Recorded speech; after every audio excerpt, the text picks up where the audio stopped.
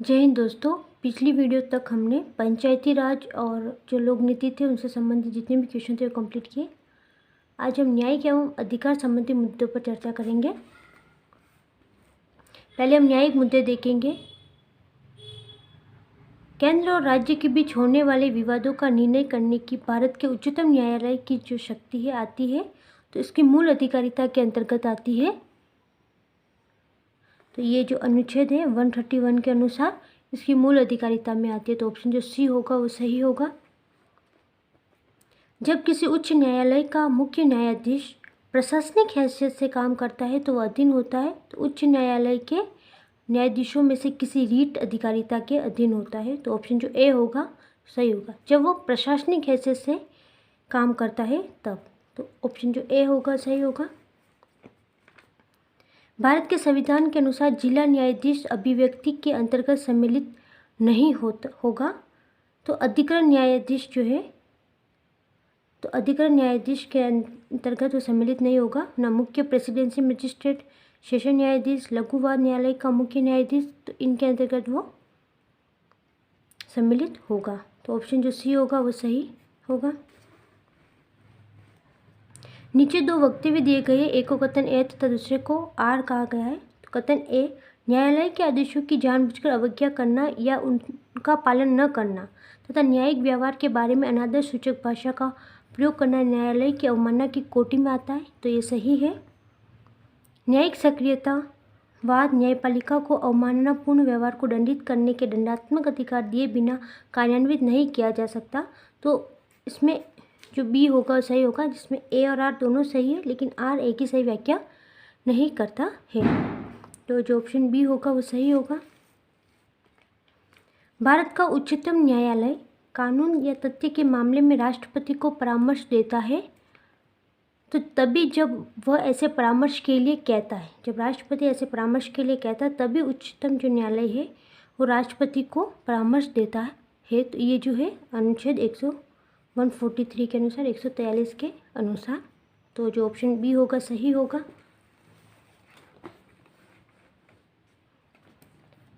भारत में उच्च न्यायालयों के संबंध में निम्नलिखित कथनों पर विचार कीजिए।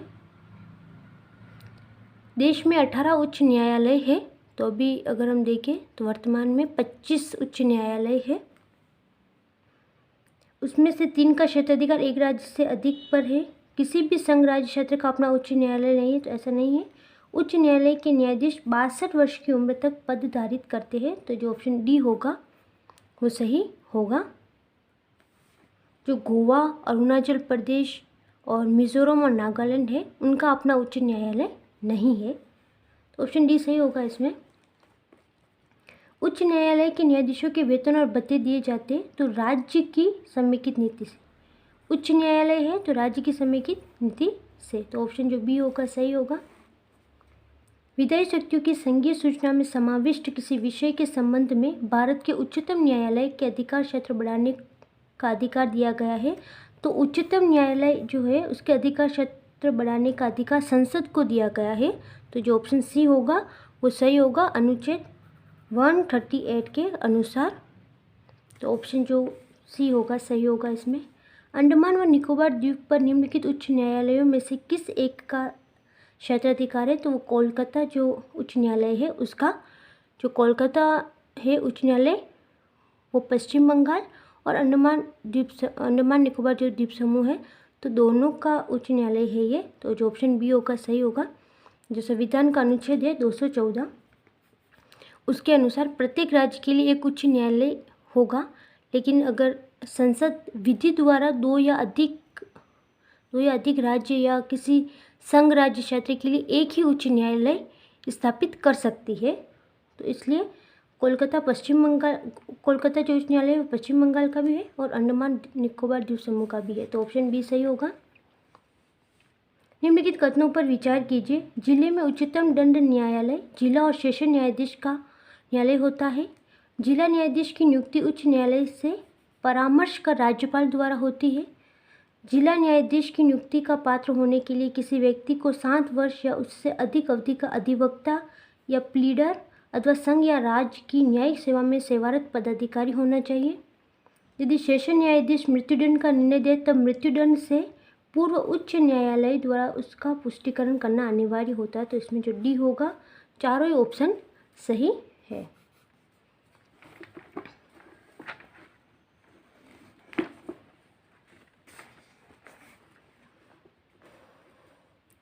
राष्ट्रीय मानव अधिकार आयोग के अधिनियम 1993 के अनुसार निम्नलिखित में से कौन इस आयोग का अध्यक्ष बन सकता है?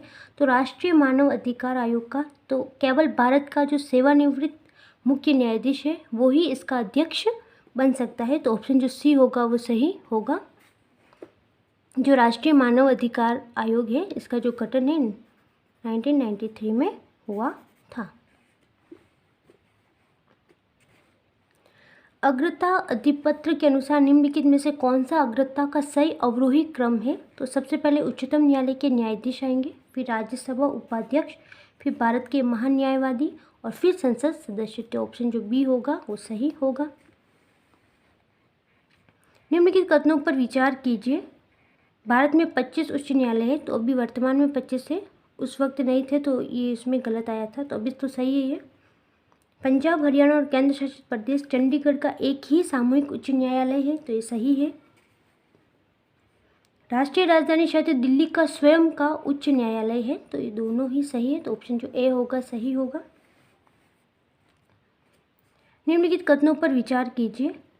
संसद भारत के उच्चतम न्यायालय की अधिकारिता को विस्तारित नहीं कर सकती क्योंकि उसकी अधिकारिता वही है जो संविधान ने प्रदान की है। तो ऐसा नहीं है, संसद भारत के उच्चतम न्यायालय की अधिकारिता को विस्तार कर सकती है इसका अनुच्छेद 138 के अनुसार। उच्चतम न्यायालय और उच्च न्यायालय के अधिकारी और सेवक संबंध मुख्य न्यायमूर्ति द्वारा नियुक्त किए जाते हैं और न्यायालय का प्रशासनिक व्यय भारत की संचित नीति पर पारित होता है। तो ऑप्शन जो बी होगा वो सही होगा। नीचे दो वक्तव्य दिए गए हैं, एक को कथन ए तथा दूसरे को आर कहा गया है। कथन है, भारत में प्रत्येक राज्य के राज्य क्षेत्र में एक उच्च न्यायालय विद्यमान है, तो नहीं। भारत के संविधान में प्रावधान है कि प्रत्येक राज्य में एक उच्च न्यायालय हो, तो प्रावधान है लेकिन सभी राज्य क्षेत्र में उच्च न्यायालय विद्यमान नहीं है। तो ऑप्शन जो डी होगा कि ए तो गलत है किंतु आर सही है। जब भारतीय न्यायिक पद्धति में लोकहित मुकदमा PIL लाया गया तब भारत के मुख्य न्यायमूर्ति कौन थे? तो वो थे PN भगवती। तो ऑप्शन डी होगा वो सही होगा। जो PN भगवती है वो जुलाई 1985 से 1985 से जुलाई 1985 से दिसंबर 1986 तक भारत के मुख्य न्यायमूर्ति थे और इन्हीं के कार्यकाल में लोकहित मुकदमा लाया गया था। तो ऑप्शन जो डी होगा सही होगा। निम्नलिखित कथनों पर विचार कीजिए। कोई व्यक्ति जिसने किसी उच्च न्यायालय के स्थायी न्यायाधीश के रूप में पद धारण किया है उच्चतम न्यायालय के सिवाय भारत में किसी न्यायालय या किसी प्राधिकार के समक्ष अभिवचन या कार्य नहीं कर सकता। तो ये गलत होगा क्योंकि कोई भी व्यक्ति जिसने उच्च न्यायालय के स्थायी न्यायाधीश के रूप में पद धारण किया तो उच्चतम न्यायालय और उच्च न्यायालय दोनों के अलावा किसी भी न्यायालय या प्राधिकार के समक्ष अभिवचन या कार्य नहीं कर सकता। तो उच्चतम न्यायालय और उच्च न्यायालय दोनों में करता है, तो पहला तो गलत होगा। कोई व्यक्ति भारत के किसी उच्च न्यायालय के न्यायाधीश के रूप में नियुक्ति के लिए अहिर्त नहीं होगा यदि उसने भारत के राज्य क्षेत्र में कम से कम 5 वर्ष तक न्यायिक पद धारण नहीं किया हो। तो 10 वर्ष तक, 5 वर्ष नहीं 10 वर्ष तक अगर उसने कोई न्यायिक पद धारण नहीं किया है तो वो न्यायाधीश के रूप में नियुक्ति के लिए अहिर्त नहीं होगा, यानी कि उसकी जो योग्यता होगी वो प्राप्त नहीं होगी। तो इसमें जो डी होगा सही होगा, न तो 1 और नहीं 2। भारत में निम्नलिखित कथनों पर विचार कीजिए। भारत में उच्च न्यायालय के न्यायाधीश को हटाने के लिए रीति उच्चतम न्यायालय के न्यायाधीश को हटाने की रीति के समान है, तो ये सही है, तो ऑप्शन ए सही होगा। उच्च न्यायालय का कोई स्थायी न्यायाधीश अपने पद से सेवानिवृत्ति के पश्चात भारत से किसी भी न्यायालय या किसी प्राधिकार के समक्ष अभिवचन नहीं कर सकता। तो अनुच्छेद 220 के अनुसार अगर उच्च न्यायालय का कोई भी स्थायी न्यायाधीश है तो वो उच्चतम न्यायालय या उच्च न्यायालय में सेवा दे सकता है, तो पहला ही सही होगा। भारत के कितने उच्च न्यायालय की अधिकारिता में एक से अधिक राज्य है? संघ राज्य क्षेत्र शामिल नहीं, तो 3 ऐसे उच्च न्यायालय है जिनमें एक से अधिक राज्य है। अगर हम बात करें तो पहला बम्बई उच्च न्यायालय है जो महाराष्ट्र और गोवा दोनों के लिए है। फिर गुवाहाटी उच्च न्यायालय जो कि पूर्वोत्तर राज्य है, असम, मणिपुर, मेघालय, नागालैंड, त्रिपुरा, मिजोरम, अरुणाचल प्रदेश, इन सब का उच्च न्यायालय है। और जो चंडीगढ़ है वो पंजाब और हरियाणा का है। तो ये 3 उच्च न्यायालय है जिनमें एक से अधिक राज्य क्षेत्र की अधिकारिता आती है। इसमें बी सही होगा। निम्नलिखित कथनों पर विचार कीजिए। न्यायमूर्ति वी.आर. कृष्णा अय्यर भारत के युवा न्यायाधीश थे, तो नहीं।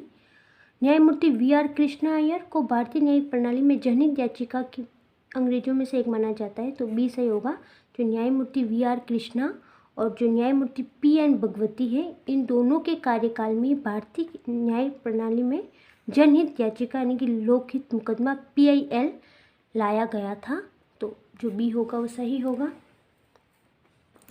लोक अदालतों के संदर्भ में निम्नलिखित कथनों पर विचार कीजिए कि एक लोक अदालत द्वारा किया गया अधिनिर्णय सिविल न्यायालय का आदेश मान लिया जाता है और इसके विरुद्ध किसी भी न्यायालय में अपील नहीं की जा सकती, तो पहला सही होगा। तो ऑप्शन जो ए होगा वो सही होगा। लोक अदालतों के संदर्भ में निम्नलिखित कथनों में से कौन सा एक सही है कि लोक अदालतें ऐसे मामलों का निपटारा कर सकती है जो सिविल हो, न कि आपराधिक प्रकृति के। आपराधिक प्रकृति के जितने भी मामले हैं वो लोक अदालतें इसका निपटारा नहीं करती, वो सिर्फ सिविल प्रकृति के जो भी मामले होते हैं उनका निपटारा कर सकते हैं। तो ऑप्शन जो बी होगा वो सही होगा।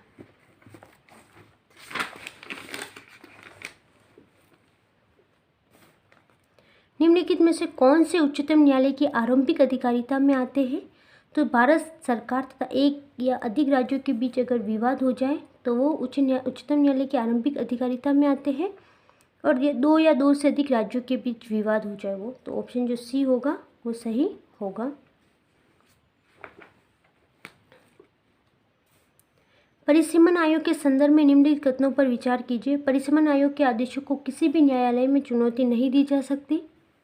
परिसीमन आयोग के आदेश जब लोकसभा या राज्यसभा विधानसभा के सम्मुख रखे हैं, राज्य विधानसभा और लोकसभा के अगर सम्मुख रखे हैं तो उन आदेशों में कोई संशोधन नहीं किया जा सकता, तो दोनों ही सही है। तो ऑप्शन जो सी होगा वो सही होगा। भारत के उच्चतम न्यायालय की स्वायत्तता की रक्षा हेतु क्या प्रावधान है? भारत का जो उच्चतम न्यायालय है उसकी स्वायत्तता की रक्षा हेतु क्या प्रावधान है? तो उच्चतम न्यायालय के न्यायाधीशों की नियुक्ति करते समय भारत के राष्ट्रपति को भारत के मुख्य न्यायाधीश से विचार विमर्श करना पड़ता है। न्यायाधीशों का वेतन भारत के संचित नीति पर आरोपित होता है, जिस पर विधानमंडल को अपना मत नहीं देना होता है, तो ऑप्शन जो ए होगा वो सही होगा। उच्चतम न्यायालय के न्यायाधीशों को केवल भारत के मुख्य न्यायाधीश द्वारा हटाया जा सकता है, तो उच्चतम न्यायालय के जो न्यायाधीश है उन्हें राष्ट्रपति के आदेश से भी उन्हें उनके पद से हटाया जा सकता है, तो दूसरा तो गलत होगा। और जो चौथा है कि भारत के उच्चतम न्यायालय के अफसरों और कर्मचारियों की सभी नियुक्तियां सरकार द्वारा भारत के मुख्य न्यायाधीश से विचार विमर्श के पश्चात ही की जाती है। तो जो भारत के उच्चतम न्यायालय के जो अफसर और कर्मचारी की जो सभी की जो नियुक्तियां हैं वो मतलब बिना सरकार के हस्तक्षेप के सर्वोच्च न्यायालय खुद उनकी नियुक्ति कर सकता है, तो उसमें सरकार की कोई ज़रूरत नहीं होती है, मुख्य न्यायाधीश खुद कर सकता है उनकी नियुक्ति। तो ऑप्शन जो ए होगा वही सही होगा। राष्ट्रीय विधिक सेवा प्राधिकरण के संदर्भ में निम्नलिखित कथनों पर विचार कीजिए कि इसका उद्देश्य समान अवसरों के आधार पर समाज के कमजोर वर्गों को निःशुल्क एवं सक्षम विधिक सेवाएं उपलब्ध कराना है। ये देश भर में विधिक कार्यक्रम और योजनाओं को लागू करने के लिए राज्य विधिक सेवा प्राधिकरणों को भी निर्देश जारी करता है, क्योंकि ये राष्ट्रीय है तो राज्य विधिक सेवा प्राधिकरणों को भी निर्देश जारी करता है, तो इसमें दोनों ही सही है। भारतीय इतिहास के संदर्भ में 1884 का रखमाबाई मुकदमा किस पर केंद्रित था? तो महिलाओं का शिक्षा पाने का अधिकार, सहमति की आयु और दाम्पत्य अधिकारों का प्रत्यास्थापन, तीनों के लिए तो ऑप्शन जो डी होगा वो सही होगा।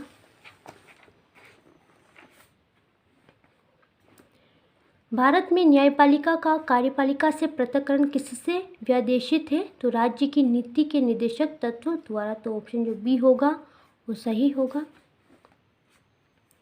भारत के संदर्भ में निम्नलिखित कथनों पर विचार कीजिए।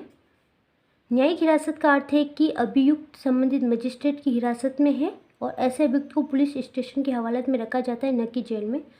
तो न्यायिक हिरासत का अर्थ होता है कि अभियुक्त संबंधित मजिस्ट्रेट की हिरासत में हो। अगर वो पुलिस स्टेशन की हवालात में बंद है तो वो न्यायिक हिरासत में नहीं होगा, तो पहला तो गलत होगा। एक होता है पुलिस कस्टडी, उसका मतलब होता है कि पुलिस के पास आरोपी की शारीरिक हिरासत है। और जो न्यायिक हिरासत होता है इसका मतलब होता है कि आरोपी संबंधित मजिस्ट्रेट की हिरासत में है। इसमें कहा है कि ऐसे अभियुक्त को पुलिस स्टेशन की हवालात में रखा जाता है, तो ये गलत होगा। दूसरा, न्यायिक हिरासत के दौरान मामले के प्रभारी पुलिस अधिकारी न्यायालय की अनुमति के बिना संदिग्ध व्यक्ति से पूछताछ नहीं कर सकते, तो केवल जो बी होगा वो सही होगा। भारतीय न्यायपालिका के संदर्भ में निम्नलिखित कथनों पर विचार कीजिए।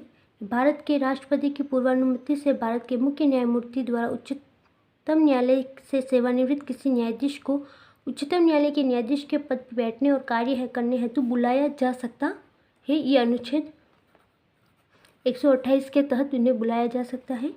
भारत में किसी भी उच्च न्यायालय को अपने निर्णय के पुनरावलोकन की शक्ति प्राप्त है, जैसा कि उच्चतम न्यायालय के पास है, तो दोनों ही सही है, तो ऑप्शन सी सही होगा। निम्नलिखित में से कौन सा कारक किसी उदार लोकतंत्र में स्वतंत्रता की सर्वोत्तम सुरक्षा को नियत करता है? वो है शक्तियों का पृथक्करण, तो ऑप्शन जो डी होगा सही होगा। अब हम पढ़ेंगे अधिकार संबंधी मुद्दे से जितने भी क्वेश्चन आए वो।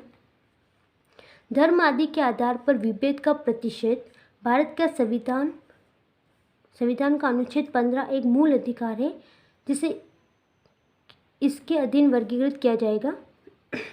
तो जो अनुच्छेद 14 से 18 अगर हम देखें तो वो समानता के अधिकार के अंतर्गत आता है, तो 15 भी समानता के अधिकार के अंतर्गत आएगा। और अगर हम 19 से 22 देखें, 14 से 18 समानता का होता है, फिर 19 से 22 स्वतंत्रता का होता है, फिर 23 से 24 अगर हम देखें तो वो शोषण के विरुद्ध होता है। ये तो होता है 14 से 18, अनुच्छेद 14 से 18 होता है। शोषण के जो विरुद्ध होता है वो 23 से 24 शोषण के विरुद्ध होता है। फिर 25 से 28 होता है धार्मिक स्वतंत्रता का अधिकार, 25 से 28 होता है। और फिर 29 से 30 होता है सांस्कृतिक और शैक्षिक अधिकार, और एक होता है 32 जो होता है संवैधानिक उपचारों का अधिकार। तो इसमें जो डी होगा वो सही होगा। निम्नलिखित वक्तव्यों पर ध्यान दीजिए। किसी को राष्ट्रगीत गाने के लिए बाध्य नहीं किया जा सकता क्योंकि इसके वाक स्वातंत्र्य और अभिव्यक्ति स्वातंत्र्य के अधिकार का उल्लंघन होगा। इससे अंतःकरण की और धर्म के अबाध रूप से आचरण और प्रचार करने की स्वतंत्रता के अधिकार का उल्लंघन होगा। राष्ट्रगीत गाने के लिए किसी को बाध्य करने वाला कोई विधिक उपबंध नहीं है, तो इसमें तीनों ही सही है, तो ऑप्शन जो सी होगा वो सही होगा। भारत में रहने वाला ब्रिटिश नागरिक दावा नहीं कर सकता है व्यापार और व्यवसाय की स्वतंत्रता के अधिकार का दावा नहीं कर सकता है। जो व्यापार और व्यवसाय की स्वतंत्रता जो होती है वो सिर्फ भारतीय नागरिकों को ही प्राप्त है, तो किसी भी ब्रिटिश नागरिक इसका दावा नहीं कर सकता, तो ऐसा ही होगा इसमें। भारतीय संविधान में समानता का अधिकार 5 अनुच्छेदों द्वारा प्रदान किया गया है, वह अनुच्छेद 14 से अनुच्छेद 18, तो ऑप्शन जो सी होगा सही होगा। निम्नलिखित में से किस एक अधिकार को डॉक्टर भीमराव अंबेडकर ने के द्वारा संविधान की आत्मा कहा गया है? तो वह संवैधानिक उपचारों का अधिकार, जो कि अनुच्छेद 32 में है, तो संवैधानिक उपचार का अधिकार, तो ऑप्शन जो डी होगा वो सही होगा। निम्नलिखित कथनों पर विचार कीजिए। अनुच्छेद 301 संपत्ति के अधिकार से संबंधित है, तो अनुच्छेद जो 301 है वो व्यापार और व्यवसाय के अधिकार से संबंधित है, तो ये गलत होगा। संपत्ति का अधिकार एक विधिक अधिकार है किंतु यह मूल अधिकार नहीं है, तो जो ये सही जो संविधान का 44वां संशोधन अधिनियम हुआ था उसके द्वारा इसे कानूनी अधिकार की श्रेणी में परिवर्तित कर दिया गया था। पहले ये मूल अधिकारी था, लेकिन 44वां संशोधन हुआ था, उसके बाद इसको विधिक कानूनी अधिकार में परिवर्तित कर दिया गया है। तो अब संपत्ति का जो अधिकार है एक विधिक अधिकार है, तो इसमें जो ऑप्शन ए होगा सही होगा। बाल अधिकारों पर संयुक्त राष्ट्र कन्वेंशन के संदर्भ में निम्नलिखित कथनों पर विचार कीजिए। उपयुक्त में से बाल अधिकार है, तो विकास का अधिकार बाल अधिकार, अभिव्यक्ति का अधिकार और मनोरंजन का अधिकार, तो तीनों ही है, तो ऑप्शन जो डी होगा वो सही होगा। जो संयुक्त राष्ट्र बाल अधिकार है, संयुक्त राष्ट्र बाल अधिकार, वो 20 नवंबर 1989 को लागू किया गया था। निम्नलिखित कथनों पर विचार कीजिए। भारत का उच्चतम न्यायालय भारत के राष्ट्रपति को विधि अथवा तथ्यों के विषय पर सलाह देता है यदि वह ऐसी कोई सलाह मांगता है तो जो ऑप्शन बी होगा वो सही होगा। यदि वो ऐसी कोई सलाह मांगता है तो ये अनुच्छेद 143 के अनुसार है। भारत में किसी धार्मिक संप्रदाय समुदाय को यदि राष्ट्रीय स्तर पर अल्पसंख्यक वर्ग का दर्जा दिया जाता है तो वह किस विशेष लाभों का हकदार हो जाता है? तो यह संप्रदाय या समुदाय विशेष शैक्षणिक संस्थानों की स्थापना और संचालन कर सकता है। यह संप्रदाय प्रधानमंत्री के 15 पॉइंट कार्यक्रम का भी लाभ प्राप्त कर सकता है। तो जिसमें ऑप्शन सी होगा, ऑप्शन जो सी होगा वो सही होगा। भारत में विकलांग व्यक्तियों की संख्या लाखों में है। वैधानिक स्तर पर उन्हें कौन कौन से लाभ उपलब्ध है? तो सरकार द्वारा चलाए जा रहे स्कूलों में 18 वर्ष की आयु तक निःशुल्क शिक्षा, व्यवसाय स्थापित करने के लिए वरीयता से भूमि का आवंटन और सार्वजनिक भवनों में ढाल की उपलब्धता होना। तो ऑप्शन जो डी होगा वो सही होगा। इनमें तीनों ही सही है। निम्नलिखित पर विचार कीजिए। मानव अधिकारों की व्यापक उद्घोषणा के अंतर्गत उपयुक्त में से कौन सा अधिकार मानव अधिकारों में आता है? तो शिक्षा का अधिकार, समानता के साथ सार्वजनिक सेवा प्राप्त करने का अधिकार और भोजन का अधिकार। तो जो ये तीनों ही मानव अधिकार के अंतर्गत आते हैं। तो ऑप्शन जो डी होगा वो सही होगा। अगर हम देखें तो अनुच्छेद भोजन का अधिकार अनुच्छेद 25 के अनुसार भोजन का अधिकार है और अनुच्छेद 21 के अनुसार समानता के साथ सार्वजनिक सेवा प्राप्त करने का अधिकार और जो शिक्षा का अधिकार है वो अनुच्छेद 26 जो है वो शिक्षा का अधिकार। भारतीय विधान के प्रावधानों के अंतर्गत उपभोक्ताओं के अधिकारों विशेषाधिकारों के संदर्भ में निम्नलिखित में से कौन सा कथन सही है कि उपभोक्ताओं को खाद्य की जांच करने के लिए नमूने लेने का अधिकार है? ये सही है। और उपभोक्ता की मृत्यु हो जाने पर उसका वैधानिक उत्तराधिकारी उसकी ओर से उपभोक्ता मंच में शिकायत दर्ज कर सकता है। तो ऑप्शन जो सी होगा वो सही होगा। केंद्र और राज्यों के बीच होने वाले विवादों का निर्णय करने की भारत के उच्चतम न्यायालय की शक्ति किसके अंतर्गत आती है? तो मूल अधिकारिता के अंतर्गत आती है। तो ऑप्शन जो सी होगा वो सही होगा। ग्राम न्यायालय अधिनियम के संदर्भ में निम्नलिखित कथनों में से कौन सा एक सही है?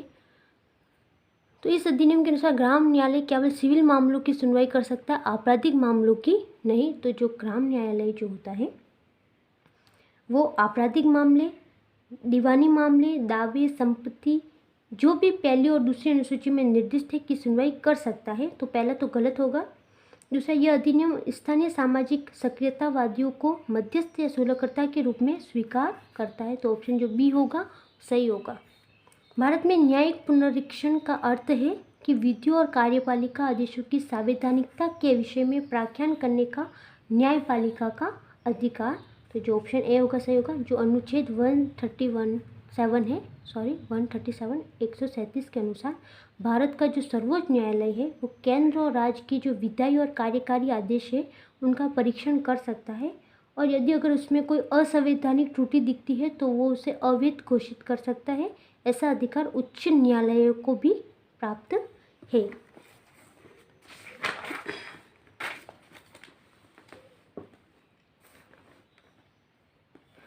विधि का नियम सूचकांक रूल ऑफ लॉ इंडेक्स को निम्नलिखित में से किसके द्वारा जारी किया जाता है? तो विश्व न्याय परियोजना के द्वारा। तो जो ऑप्शन डी होगा वो सही होगा। विश्व न्याय जो परियोजना एक स्वतंत्र और बहुआयामी अमेरिकी संगठन है और इसकी स्थापना 2006 में हुई थी और जो इसका मुख्यालय है वो वाशिंगटन डीसी में है। तो जो ऑप्शन डी होगा सही होगा। निम्नलिखित कथनों पर विचार कीजिए। शिक्षा का अधिकार आरटीई के अधिनियम के अनुसार किसी राज्य में शिक्षक के रूप में नियुक्त होने हेतु अर्ह होने के लिए किसी व्यक्ति में निम्नलिखित राज्य अध्यापक शिक्षा परिषद द्वारा निर्धारित न्यूनतम योग्यता का होना आवश्यक है। आरटीई अधिनियम के अनुसार प्राथमिक कक्षाओं में शिक्षण हेतु किसी अभ्यर्थी के लिए राष्ट्रीय अध्यापक शिक्षा परिषद के दिशा निर्देशों के अनुरूप लिए गए अध्यापक अर्हता परीक्षण में उत्तीर्ण होना आवश्यक है। जो ऑप्शन ए होगा वो सही होगा। निम्नलिखित कथनों पर विचार कीजिए। भारतीय वन अधिनियम 1927 में हाल में हुए संशोधनों के अनुसार वन निवासियों को वन क्षेत्रों में उगने वाले बांस को काट गिराने का अधिकार है, तो काट गिराने का अधिकार नहीं है। अनुसूचित जनजाति एवं अन्य पारंपरिक वनवासी वन अधिकारों की मान्यता अधिनियम 2006 के अनुसार बांस एक गौण वनोपज है, तो ये सही है। और अनुसूचित जनजाति एवं अन्य पारंपरिक वनवासी वन अधिकारों की मान्यता अधिनियम 2006 वन निवासियों को गौण वनोपज के स्वामित्व की अनुमति देता है, तो जो ऑप्शन बी होगा सही होगा, जिसमें 2 और 3 दोनों ही सही है। भारत के संविधान का कौन सा अनुच्छेद अपनी पसंद के व्यक्ति से विवाह करने के किसी व्यक्ति के अधिकार का संरक्षण देता है, तो अनुच्छेद 21 है, तो ऑप्शन जो बी होगा वो सही होगा। निम्नलिखित मूल अधिकारों के किस संवर्ग में अस्पष्टता के रूप में किए गए विभेदन के विरुद्ध संरक्षण समाविष्ट है, तो समता का अधिकार, जो ऑप्शन डी जो होगा सही होगा। भारत में विधिक सेवा प्रदान करने वाले प्राधिकरण निम्नलिखित में से किस प्रकार के नागरिकों को निःशुल्क विधिक सेवाएं प्रदान करते हैं, तो जिनकी 1 लाख से कम वार्षिक आय वाले व्यक्ति को और 2 लाख से कम वार्षिक आय वाले ट्रांसजेंडरों को, तो ऑप्शन जो ए होगा 1 और 2 दोनों ही सही होंगे। भारत में संपत्ति के अधिकार की क्या स्थिति है कि यह एक विधिक अधिकार है जो किसी भी व्यक्ति को प्राप्त है, तो ऑप्शन जो बी होगा सही होगा। भारत के संदर्भ में निम्नलिखित कथनों पर विचार कीजिए। जब एक कैदी पर्याप्त आधार प्रस्तुत करता है तो ऐसे कैदी को पैरोल मना नहीं किया जाता क्योंकि वह उसके अधिकार का मामला बन जाता है। तो पैरोल का प्रावधान एक विशेषाधिकार या रियायत होती है, लेकिन किसी भी दोषी कैदी का ये अधिकार नहीं होता है, तो पहला तो गलत होगा। दूसरा, कैदी को पैरोल पर छोड़ने के लिए राज्य सरकारों के अपने नियम होते हैं, तो दूसरा सही होगा। पैरोल मतलब किसी बंदी व्यक्ति को उसकी सजा की अवधि पूरी होने के पहले ही अस्थायी रूप से रिहा करने को पैरोल कहते हैं, तो जो इसमें ऑप्शन बी होगा सही होगा। भारत के संविधान के किस अनुच्छेद के अंतर्गत निजता का अधिकार संरक्षित है, तो अनुच्छेद जो 21 है उसके अंतर्गत। तो आज हमने न्यायिक एवं अधिकार संबंधी मुद्दों से जितने भी क्वेश्चन आए थे वो हमने कंप्लीट कर लिए। नेक्स्ट वीडियो में हम अर्थव्यवस्था से संबंधित क्वेश्चन कंप्लीट करेंगे। तब तक के लिए धन्यवाद। जय हिंद।